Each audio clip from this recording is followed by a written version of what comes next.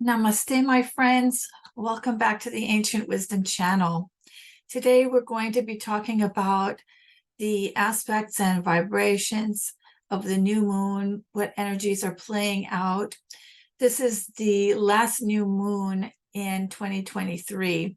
The next new moon will be on January 11th in 2024.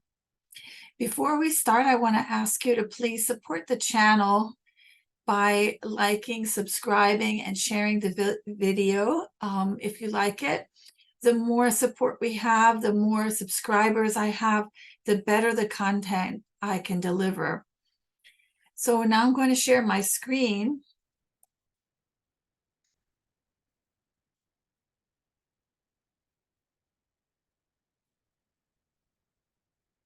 And what we're looking at right now is the chart of the new moon. We're looking at it from Aries as the ascendant, and I'm going to go around and look at how the energies are playing out for each ascendant.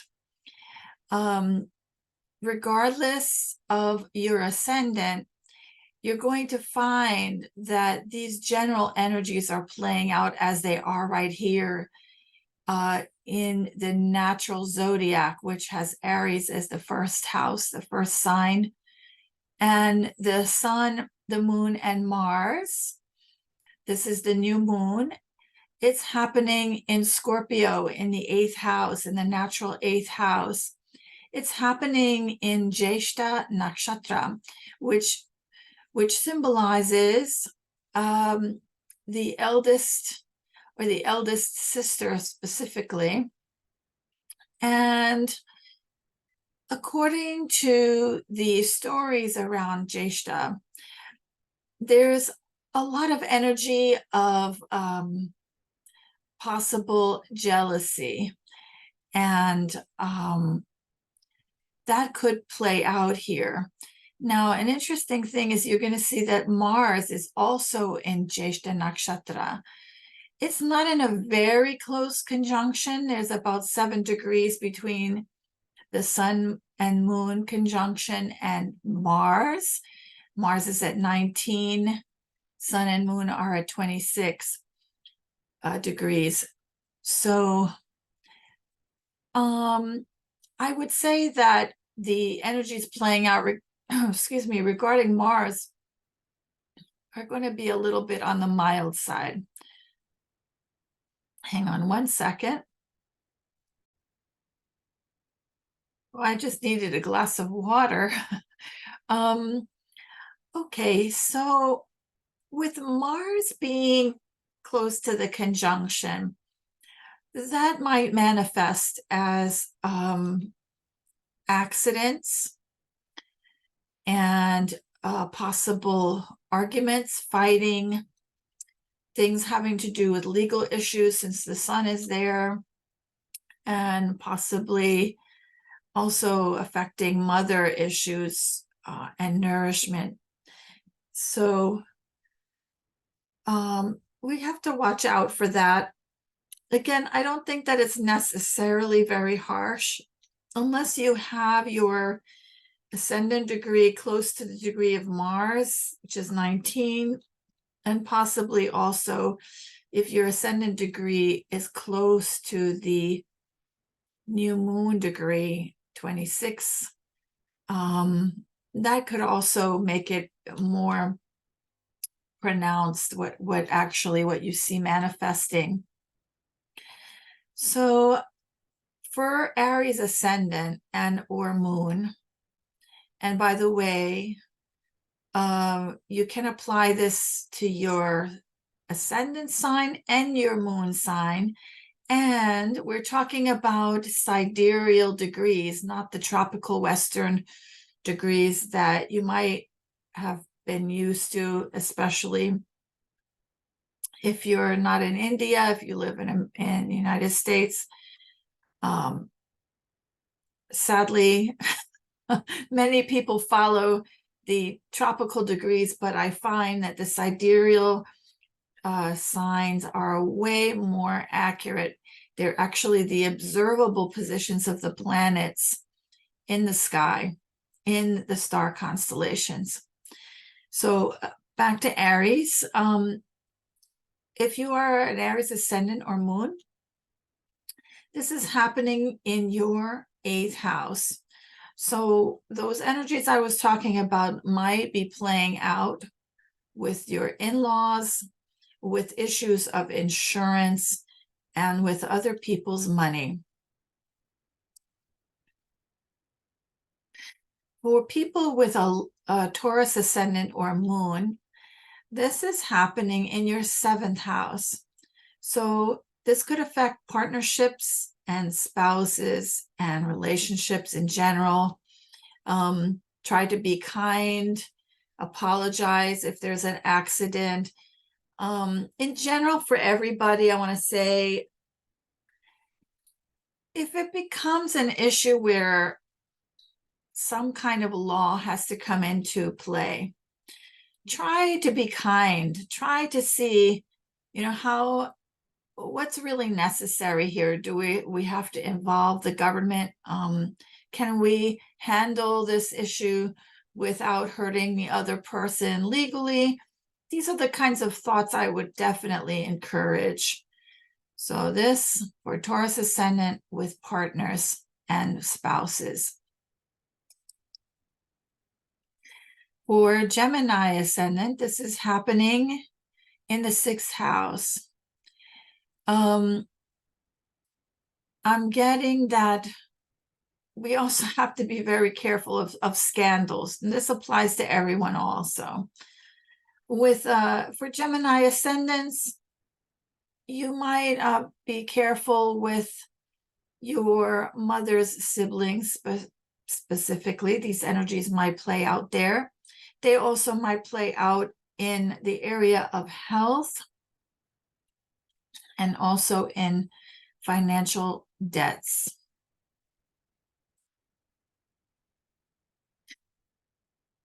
For Cancer ascendants, this is happening in the 5th house. So this is a house of children, and also could be romance. It could also be speculative earnings, speculative gains. I would strongly advise people not to gamble, certainly not to gamble more than you can afford to lose. I don't think there's much harm in buying a single $1 lottery ticket, but really be very, very careful there. And be careful with children. Children playing could have a little accident. So just pay attention to that. For Leo ascendants, it's happening in your 4th house. This is the house of mother, of home, of homeland. So take care of your home. Try to protect your home, bring a protective energy there. Take care of your mother. Issues might come up with parents, especially mothers. There might be an argument between parents, your parents, the native parents, if you have Leo as your ascendant or moon. So I think I'm going to, at the end of the video, try to think of what kind of remedies we could do for this new moon for the next 4 weeks or so. For Virgo ascendants, well, we have Rahu Ketu in the 1-7 axis, and we have this conjunction of Mars, Sun, and Moon happening in the 3rd house. So there could be issues with siblings. If you don't have siblings, it could be cousins, and it could also be neighbors. So again, if there's a little accident, this actually happened to me, try to have the kindest possible approach, be very reasonable, and try to be helpful if you can. Also, with K2 in the first house, I think this is a very good time for inner work, meditation, quiet for Virgo ascendants. And Rahu in the 7th house could cause one to go outside of their partnership or to find a new partner who may be from a different country, a different race, a different religion. That just popped out for me, so just have a look at that. For Libra ascendants, this is happening in your 2nd house. So we're talking about family, we're talking about money, we're talking about values. 2nd house represents those things in your life. They could also represents the mouth and part of the body. So take care of your teeth, be very careful with what you're eating. Again, this could happen, the dynamics of this could happen with regards to money, with finances, income, and general values, material values. So pay attention to that and just be careful with money. For Scorpio ascendants, this is happening in your 1st house. The 1st house is the main house of the self and the physical body in general. So you need to be very careful. Don't do any reckless driving. Take care of your body. Take care of your health overall. Pay attention to what's going on in your body. Make sure that you have a good balance between rest and physical activity. It shouldn't be too risky physical activity. It should be healthy exercise with Mars there. Take care of what you're eating.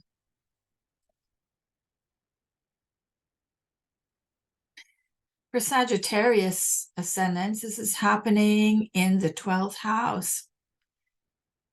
So now we're talking about, could be father's siblings. It could be your feet in particular with the body. And it could be private life, bedroom life, and places of isolation, like could be hospitals, prisons, asylums, far away places where you have isolation. These places are subject to the energies of Mars, Moon, and the Sun. So again, with those aspects that I mentioned earlier, just be careful. For Capricorn ascendants, this conjunction is happening in your 11th house.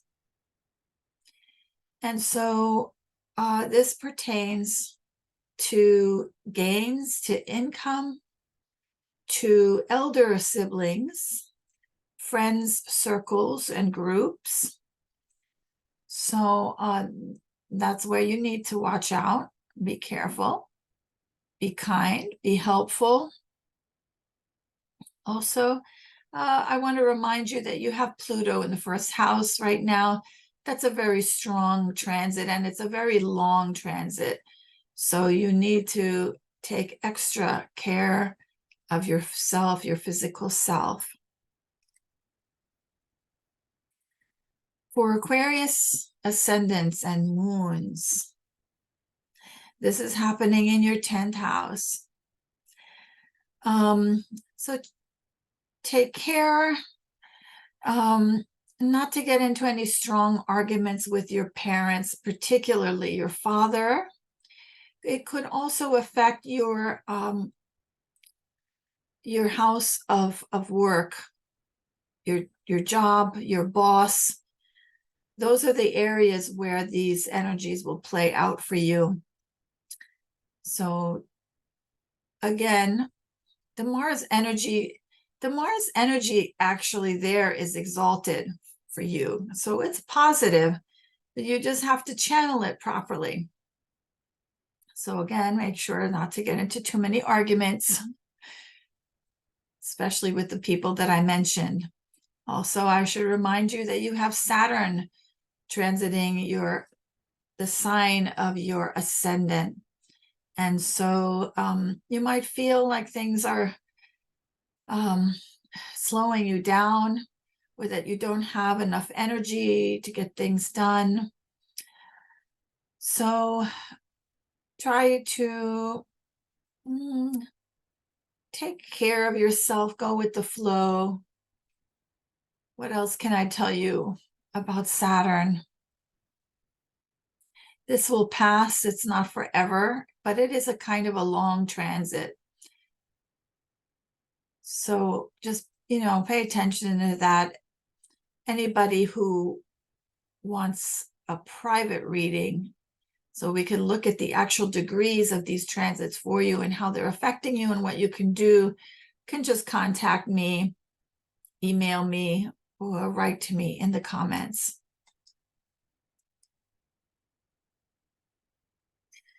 Here we go with Pisces ascendant, who also have Rahu Ketu in the 1-7 axis. With Ketu in the 7th house, this is a semi-long transit. It just kind of entered that sign recently. So it's about 1.5 years in that sign, in the sign of Virgo, and Rahu in the sign of Pisces. This, of course, applies to everyone, but in your case, Rahu is in the 1st house, so just to take care of your body. You got Neptune there also. Healthy baths, but also be careful around water. And with Ketu there in your 7th house, you're gonna have to work on the energies of partner dismissal, whether it's your partner dismissing you or you dismissing your partner. Take care of that. Bring spirituality into that area of your life. It will help to channel the energy of Ketu in a positive way. The Sun, Moon, Mars conjunction for you is happening in the 9th house, and that pertains to spirituality, religion, temples, long distance travels, and your gurus or your rabbis or your priests. So be careful there to be helpful and try to channel the aggressive Mars energy in the most positive way. So that's it for all 12 signs. Again, if you would like a consultation, a private consultation, so we can look at these transits for all the planets and what degrees they're hitting on your chart, you can contact me. You can write to me by email. The email and all of my contact information is in the description. You can also comment in the video. Okay. So thank you again, everyone. Thank you for being here, for supporting Ancient Wisdom Channel. Many blessings, lots of love, namaste, and happy holidays.